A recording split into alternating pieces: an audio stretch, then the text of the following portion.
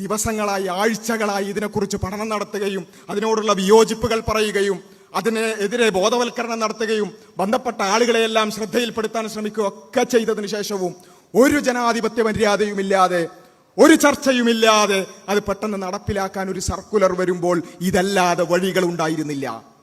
അതാണ് ആ political statement. പിന്നെ എന്നാലും ചില ആളുകൾക്ക് ഒന്നുകൂടി ആ സർക്കുലറിലൊക്കെ ഉറപ്പുവരുത്തേണ്ടതാണെന്നൊക്കെ കണ്ടാലും എന്നാലും എല്ലാവരും പങ്കെടുക്കണം നിർബന്ധമാണോ, അങ്ങനൊക്കെ ഉണ്ടോ, നിർബന്ധമാണെങ്കിൽ മാത്രം നിങ്ങൾ പ്രതികരിച്ചാൽ മതിയല്ലോ എന്നൊക്കെ വിചാരിക്കുന്ന ആളുകളോട് ഒന്നുകൂടി വ്യക്തമാക്കിക്കൊണ്ട് ബഹുമാനനായ മന്ത്രി ശിവൻകുട്ടി പറയുന്ന ഭാഗം നിങ്ങൾക്ക് സ്ക്രീനിൽ കാണാൻ സാധിക്കും.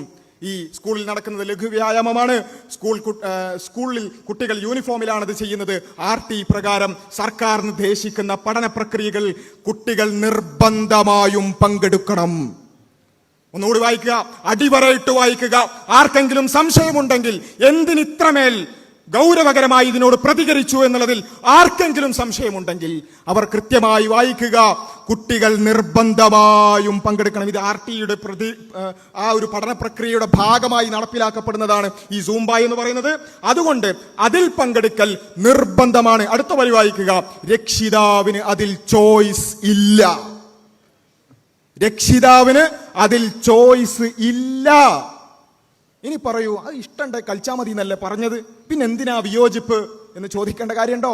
ഇങ്ങനെ എന്നിട്ട് അതിനുശേഷം പിന്നെ വിയോജിപ്പുകളൊക്കെ വന്നപ്പോ ഇത്തരത്തിലുള്ള ചില പ്രസ്താവനകളൊക്കെ നടത്തി. അത് ആരെയും നിർബന്ധിക്കൂല എന്ന രൂപത്തിലുള്ള പ്രസ്താവനകളൊക്കെ നടത്തി എന്നുള്ളത് ശരിയാണ്. പക്ഷേ ആദ്യം പറഞ്ഞത് ഇതാണ്. ഈ പോരാട്ടത്തിന്റെ വിജയത്തിൽ ഒന്ന് തന്നെയാണ് ഈ പറഞ്ഞ ഇപ്പൊ അത്ര നിർബന്ധമില്ല എന്നൊക്കെ പറഞ്ഞു കണ്ട് ആ രൂപത്തിൽ പറയുന്നത്. ഇതിനെതിരെയുള്ള പോരാട്ടത്തിന്റെ ഒരു വിജയം തന്നെയാണ്, അതിൽ സംശയമില്ല. പക്ഷേ കൃത്യമായി നിർബന്ധമാണ് എന്ന് തന്നെയാണ് പ്രഖ്യാപിച്ചത്. അടിച്ചേൽപ്പിക്കുക തന്നെയാണ് ചെയ്തത്.